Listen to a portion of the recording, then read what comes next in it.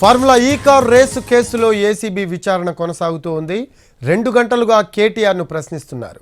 ACB joint director, DSP, సిఐల ఆధ్వర్యంలో కేటీఆర్ను ప్రశ్నిస్తున్నారు.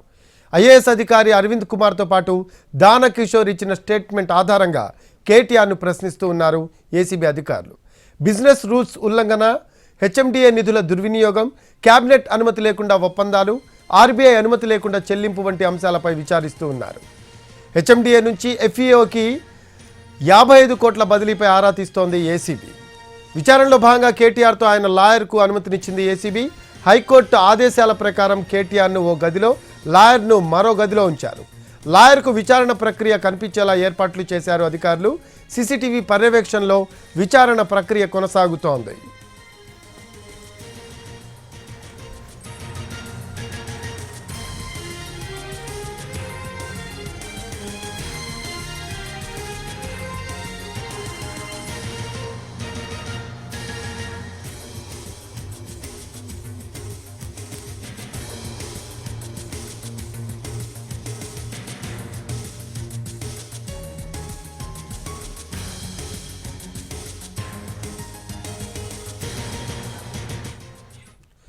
More updates తెలుసుకుందాం. మా కరెస్పాండెంట్ రాధాకృష్ణ ఉన్నారు. రాధాకృష్ణ, ఫార్ములా ఈ కార్ రేస్ కేసులో ఏసీబీ విచారణ కొనసాగుతుంది. 2 గంటలుగా కేటీఆర్ విచారణ కొనసాగుతున్నట్టు మనకి సమాచారం అందుతుంది.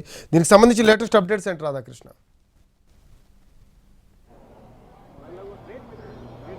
రఫీ, ఖచ్చితంగా ఇప్పటికీ 2 గంటలు దాటిపోయింది. కేటీఆర్కి సంబంధించిన విచారణ కొనసాగుతున్నాం. న్యాయవాది సమక్షంలో కేటీఆర్ని ప్రస్తుతం అయితే డీఎస్పీ సిఐఓ విచారిస్తూ ఉన్నారు. అతను ప్రస్తుతం ఈ కేసుకు సంబంధించిన అంశాల్లో ప్రధానంగా 5 అభియోగాలు ఏవైతే ఉన్నాయో ఆ 5 అభియోగాలకు సంబంధించి ప్రస్తుతం కేటీఆర్ నుండి సమాధానాలు రాబడుతున్నాయి. ఇందులో ప్రధానంగా ఒకటి 2022 అక్టోబర్ 25న ఈ రేసు నిర్వహణకు సంబంధించి ఎఫ్ఈఓ అలాగే ఎంఏయుడి నెక్స్ట్జెన్ వీళ్ళ మధ్య త్రైపాక్షిక ఒప్పందం జరిగింది. ఆ తర్వాత అదే ఏడాది ఏప్రిల్ అక్టోబర్లో ఈ 2 నెలల్లో గ్రీన్ కో అనుబంధ సంస్థల నుండి దాదాపు 41 కోట్ల రూపాయల ఎలక్ట్రల్ బాండ్లు వచ్చాయి. ఈ ఎలక్ట్రల్ బాండ్లు రావడం అదే సమయంలో ఈ ఫార్ములా ఈ రేస్ కేసుకు సంబంధించిన అంశాలు జరగడం, దీనికి సంబంధించి ప్రస్తుతం కేటీఆర్ నుంచి వివరాలు రాబడుతున్నారు. అలాగే 9వ సీజన్లో భాగంగా 2023 ఫిబ్రవరి 11వ తేదీన 9వ సీజన్ని నిర్వహించడం జరిగింది అప్పటి బీఆర్ఎస్ ప్రభుత్వం. ఆ తర్వాత ఫిబ్రవరి 10, 2024న 10వ సీజన్ నిర్వహించాల్సి ఉంది. ఈ సమయంలోనే గ్రీన్ కో ఎవరైతే స్పాన్సర్షిప్ ఉన్నారో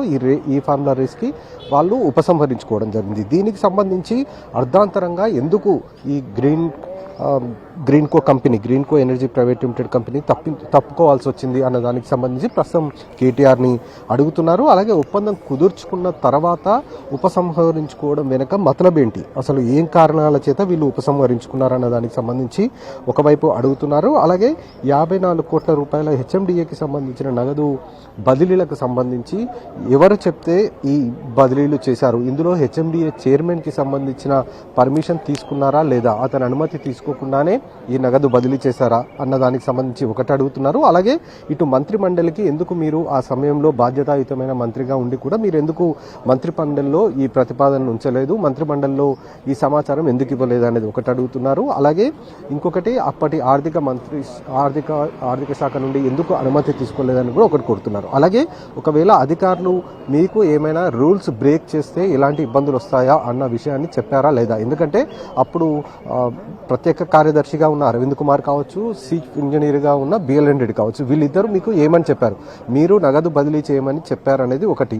ఒకవేళ నగదు బదిలీ చేయారని చెప్తే ఆ సమయంలో మీకు అధికారులు ఏం చెప్పారు, అప్పుడు అధికారులు మీకు ఏమైనా ఇబ్బందులు వస్తాయని చెప్పారా, ఇదంతా కూడా నిబంధనలకు ఉల్లంఘన పాల్పడినట్లుగా ఉంటుంది, భవిష్యత్తులో ఇబ్బందులు వస్తాయన్న విషయాన్ని మీకు చెప్పారా లేదా అన్న విషయాన్ని కూడా కేటీఆర్ని అడుగుతున్నారు. ఎందుకంటే నిబంధనల ప్రకారం అంత నగదుని అంటే దాదాపు 10 కోట్ల రూపాయలకు పైగా కూడా నగదు బదిలీ చేస్తే ఖచ్చితంగా అనుమతులు తీసుకోవాల్సి ఉంటుంది. అందులోనూ ఇంకా విదేశీ కరెన్సీ పౌండ్ల రూపంలో వీళ్ళు దాదాపు 46 కోట్ల రూపాయల నగదును బదిలీ చేశారు. కాబట్టి దీనికి సంబంధించి నిబంధనలు పూర్తిగా ఉల్లంఘించినట్లే కదా, మరి ఎందుకు మీకు అధికారులు అప్పుడు చెప్పలేదా, చెప్తే మీరెందుకు ఈ నగదు మొత్తాన్ని కూడా బదిలీ చేయాల్సి వచ్చింది అన్న దానికి సంబంధించి ప్రస్తుతం కేటీఆర్ని అడుగుతున్నారు.